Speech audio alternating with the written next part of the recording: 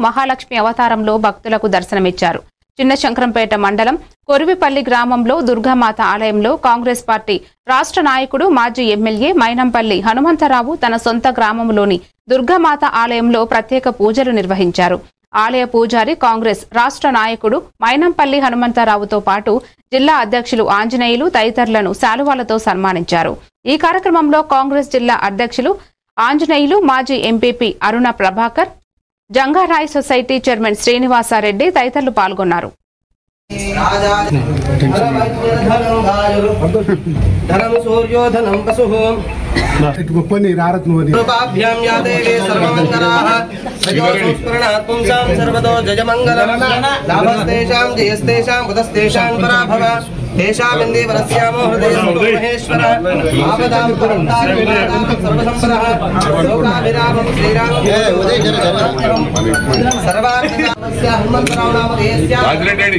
Vani नामधेयः Rohit नामधेयस्य